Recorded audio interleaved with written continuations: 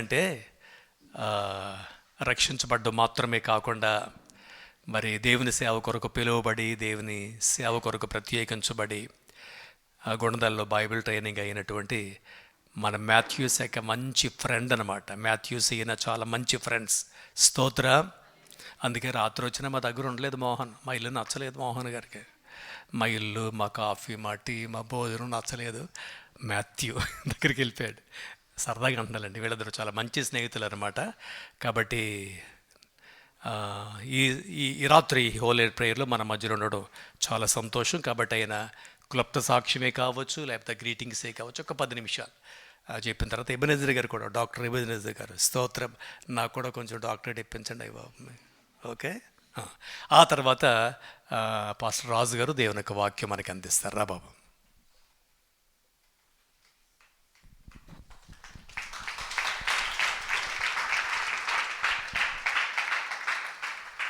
హల్లెలూయా. సమస్త మహిమ ఘనత ప్రభావములు యుగ యుగములు యేసయ్యకి చెల్లునుగాక. మొదటిగా నాకు ఈ అవకాశం ఇచ్చిన స్థానిక దైవజనులకి, వారి కుటుంబానికి నా ప్రత్యేకమైన వందనాలు తెలియపరచుకుంటున్నాను.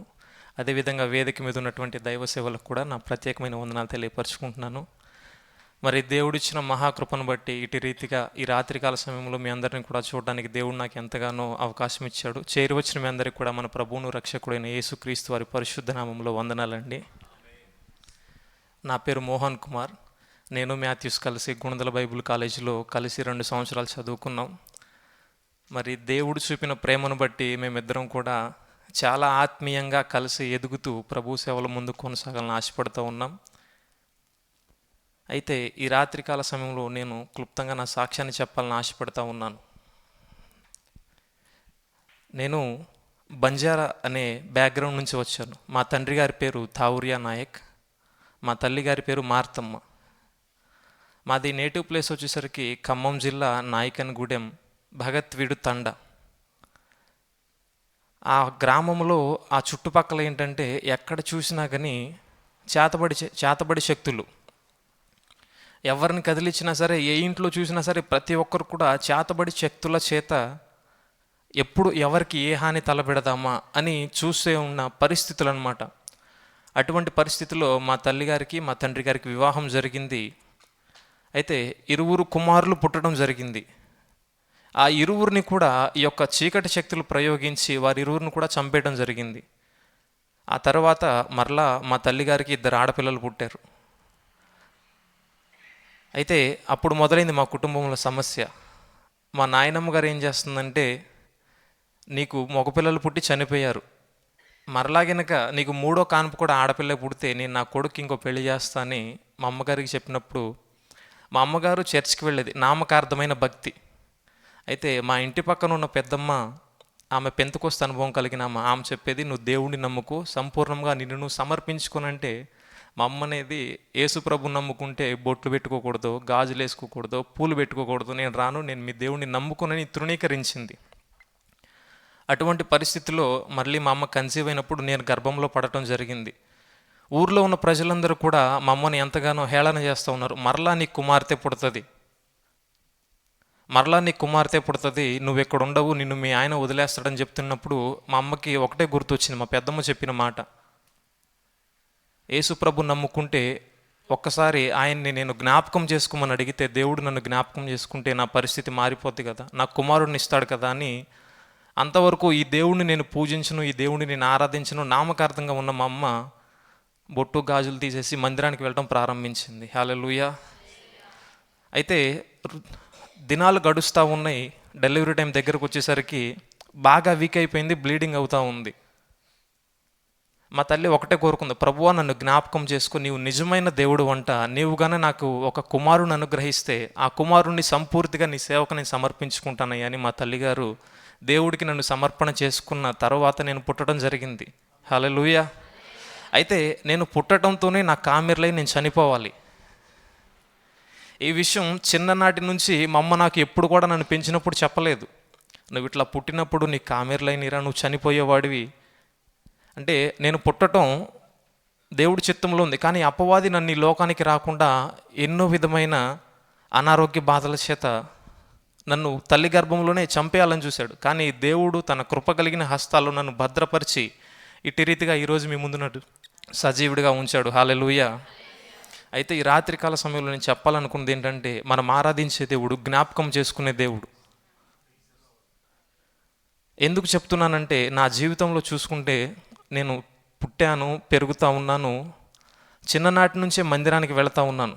కానీ యుక్త వయసు వచ్చేసరికి నేను దారి తప్పిపోయాను.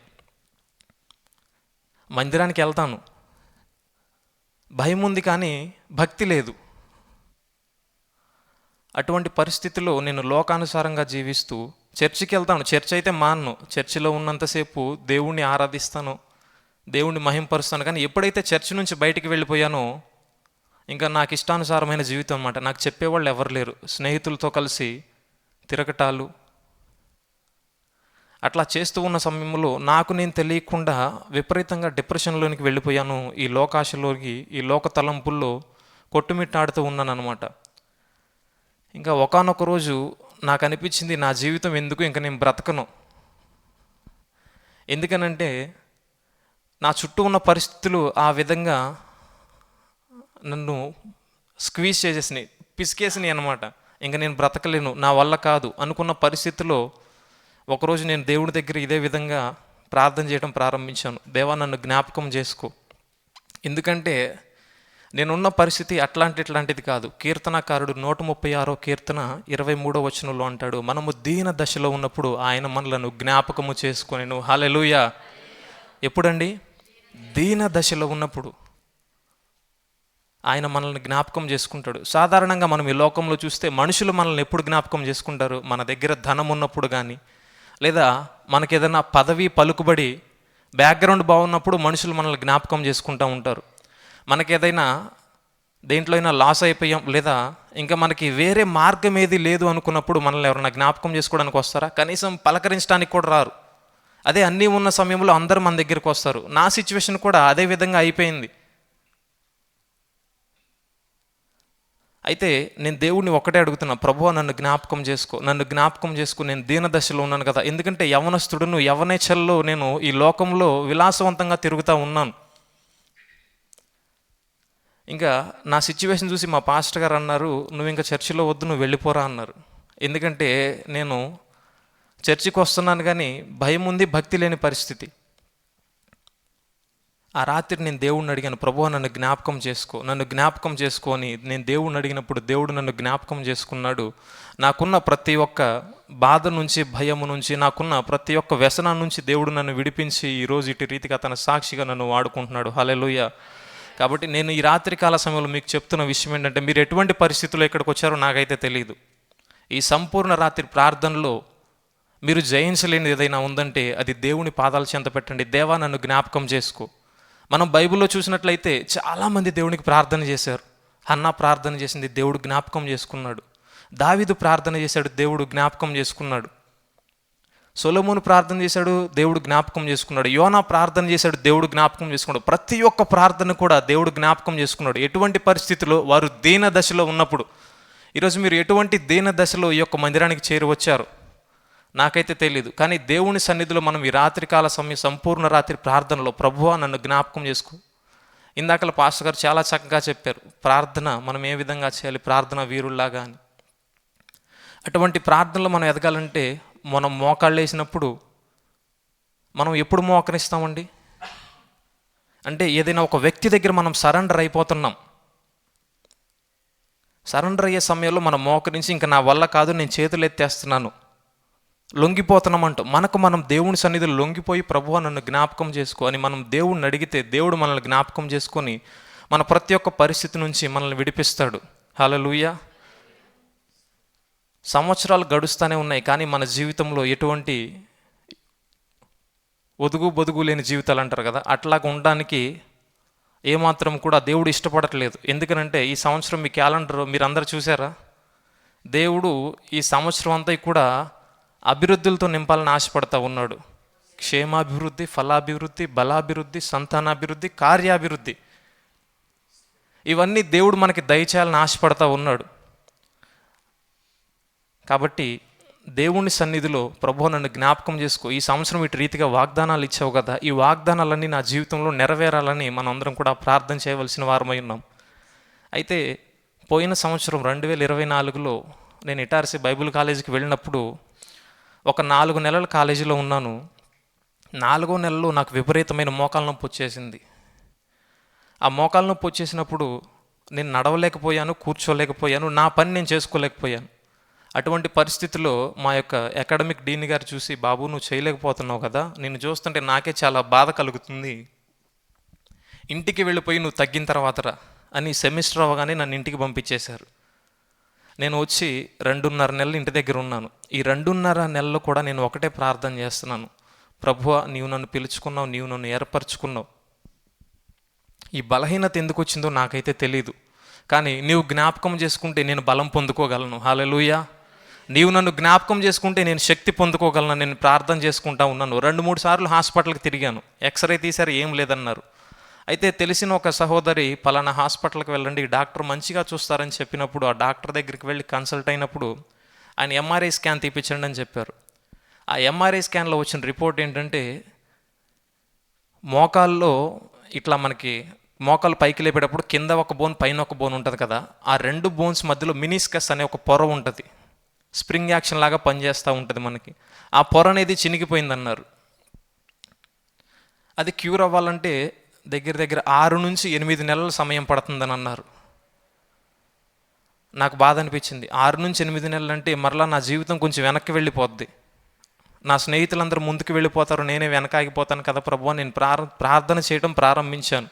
మరి నాకైతే తెలీదు, ఈ నూతన సంవత్సరంలో మా చర్చిలో కూడా సేమ్ ఇదే విధంగా క్యాలెండర్ లేపించారు, క్షేమాభివృద్ధి, ఫలాభివృద్ధి, బలాభివృద్ధి అని. అయితే ఈ క్యాలెండర్లు ప్రింట్ వేయించినప్పుడు నేను చూశాను అనమాట, దేవుడు బలాభివృద్ధి ఇస్తాడు, ఫలాభివృద్ధి ఇస్తాడు, కార్యాభివృద్ధి ఇస్తాడు. నేను ఒకటే ప్రార్థన చేస్తున్నా, ప్రభువా నన్ను జ్ఞాపకం చేసుకుని నన్ను ముట్టు, నన్ను స్వస్థపరచని. అయితే ఇంకా న్యూ ఇయర్కి 10 రోజుల్లో ఏమో ఉంది. క్యాలెండర్లు వచ్చినప్పుడు నేను చూశాను అనమాట. అవి చూసినప్పుడు దాంట్లో నేను చూసిన మాట ఏంటంటే ఒకటే, బలాభివృద్ధి. దేవుడు మనకే బలం అభివృద్ధి ఇస్తాడు. అంటే మనం ఎప్పుడైతే బలహీనులమో దేవుడు అప్పుడే మనల్ని బలవంతులుగా చేయడానికి సిద్ధంగా ఉన్నాడు. నేను అప్పటి నుంచి బాగా కన్నీరు కార్చి నేను మోకరించి ప్రార్థన చేయలేను, బాస్పట్లు వేసుకొని కూర్చోలేను. ఇంకా ఎక్కడ పడుకున్నా సరే, ప్రభువా నీవే నాకు స్వస్థత ఇవ్వాలి, నీవే నన్ను బలపరచాలి, నేను మరలా తిరిగి కాలేజీకి వెళ్ళాలి అని నేను ప్రార్థన చేస్తూ ఉన్న సమయాల్లో దేవుడు అనుకోని రీతిగా 2.5 నెలల్లో నాకు సంపూర్ణ స్వస్థతనిచ్చాడు. హల్లెలూయా. మనం ఆరాధించే దేవుడు అంత గొప్ప దేవుడు అండి. నీవు ఒక్కసారి ప్రభువా నన్ను జ్ఞాపకం చేసుకుంటే ఆయన నిన్ను ఖచ్చితంగా జ్ఞాపకం చేసుకుంటాడు. మీ పూర్ణ హృదయంతో, మీ పూర్ణ ఆత్మతో దేవుడిని అడగండి. ఈ నూతనమైన సంవత్సరంలో దేవుడు నూతనమైన ఆశీర్వాదాలతో, దీవెనలతో మనల్ని నింపాలని ఆశపడుతూ ఉన్నాడు. మీ కుటుంబంలో క్షేమం లేదేమో, లేదా మీ కుటుంబంలో అభివృద్ధి లేదేమో, లేదా మీరు ఏదైనా కార్యాన్ని ప్రారంభిస్తుంటే అది సఫలం కావట్లేదేమో, ఒక్కసారి క్యాలెండర్లో దేవుడు మనకిచ్చిన వాగ్దానాలను చూడండి. ప్రభువా నీవిచ్చిన ఈ ప్రతి వాగ్దానం ఈ నూతనమైన సంవత్సరంలో నేను పొందుకోవాలి అని దేవునిలో మనం ఆశ కలిగి ఆసక్తితో ముందుకు కొనసాగుతాం. అట్టి విధమైన దీవెనలు, ఆశీర్వాదాలు దేవుడు మనందరికి దయచేయాలి. ఏమేంటి? ఫలాభివృద్ధి, బలాభివృద్ధి, క్షేమాభివృద్ధి, సంతానాభివృద్ధి, కార్యాభివృద్ధి. ఇవన్నీ కూడా ఈ సంఘంలో దేవుడు ప్రతి కుటుంబంలో జరిగించి సంఘమును అంతకంతకు వర్ధిల్ల చేయునుగాక. నాకు ఈ సమయం ఇచ్చిన ఈ గారికి మరి ఒకసారి నా వందనాలు తెలియపరచుకుంటున్నాను.